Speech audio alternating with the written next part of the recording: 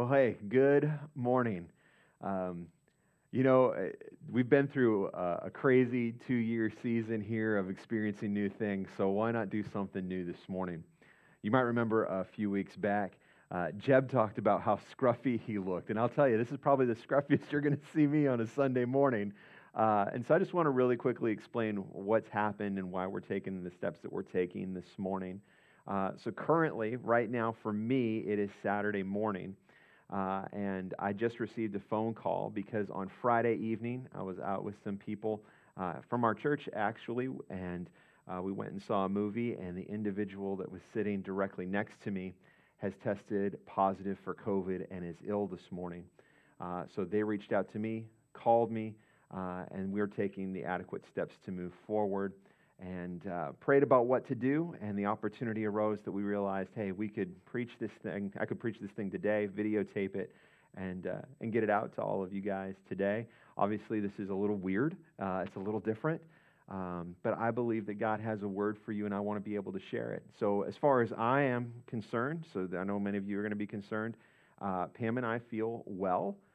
As of right now, but out of an abundance of caution, the fact that I was directly next to this person for 3+ hours in very close proximity, we feel that with caution that this is the best route to go and to not have us live in the service today. We're praying for you guys. We know things are going to be great. But then I will get tested. My wife will get tested on Monday or Tuesday. If those tests come back negative, and as long as we feel well, we'll progress through the week as normal. And so all of the leaders that we've raised up, you get to step up to the plate today for Christmas Eve practice. So love each other, walk in grace. It's going to be totally fine. And Jeb will definitely have a little bit of a different voice today during practice. But hey, I want to get into today. And before I start preaching, I just want to make mention of an opportunity we have. I am very passionate about missions. And I received an email from our district this week telling us that currently we are the number 2 church in Wisconsin in BGMC giving. And in fact, as of this morning, we are just right around $400 short of giving $10,000 to BGMC. Just $400 short of $10,000. And you know what? That's an opportunity I don't know if we'll ever have again. I'd love for us to go over the top for that. So this morning, I just want to let you know that my wife and I are going to give $100 to BGMC, which leaves a $300 gap. And I'm wondering if some of you this morning, when you give in the offering, would you be willing to give to push us over the top? Would there be one person that would match us and give $100? Would there be 2 people that would give $50 each? And would there be 4 people who could give $25? That would push us over the top. And this year we would have given over $10,000 to BGMC. What an awesome thing that would be. So would you just pray about that today?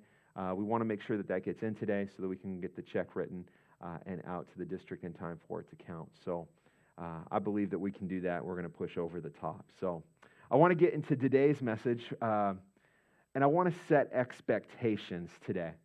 We're just a few days away from Christmas now, and this is a great season for a majority of us. We have fond memories of Christmas. And I think back really quickly to some of the best gifts you got. Now, obviously, Jesus is the best gift we can ever possibly get in any season. But with those family Christmases, think back to a gift that you really enjoyed. Do you have it in your mind, what it was, and just the memories around that? All right, now let's go in a different direction. I want you to think of the gift that you got that you opened and you thought, what in the world? Or there was disappointment. Maybe it was an ugly sweater or whatever. So think about that for a moment. Keep that in your mind. Now, of all the gifts that have been given since we started giving gifts at Christmas, there is one gift that I know it is a classic Christmas gift, and we often get it, but our reaction to this gift varies. And of course, I'm talking about the gift of socks. Of socks. Everybody's gotten socks at Christmas time. And if you were a kid, your reaction to getting socks probably looked something like this. Yep. Oh man, socks, really? You were expecting a new skateboard or this toy or video game or whatever it might be, and you're just disappointed in socks. But an amazing thing happens as we get older and we get the gift of socks. Our reaction is more like this. Yes, absolutely. And why is it? Why is it that our reaction is so different because of our age for the same item? And I think it's because of this. Kids are disappointed because it's not what they wanted. But adults get excited because they realize it's something they need. And this morning, this is not a typical message that primes us for the Christmas season necessarily. But as we were praying about what we were going to present today, this seems to be the message that I feel like God has for someone. And it's a gift. It's a gift because it's what you need. It's what you need to hear to be able to move forward. And so I want to get into this today. I want you to make note of your bulletin. We've got your notes on there. And when we started this, we had an outline set on Monday or Tuesday, and the bulletins got done that day just because that's the way the office hours went this week.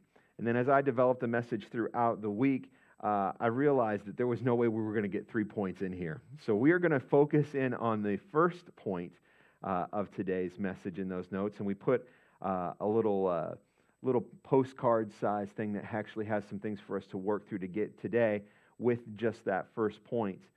And then we'll pick up the other 2 points when we come back after the New Year's on January 9th, of course, God willing. So let's jump into our scriptures today. We're in Mark chapter 14, verses 43 through 52. Just as he was speaking, Judas, one of the 12, appeared with him.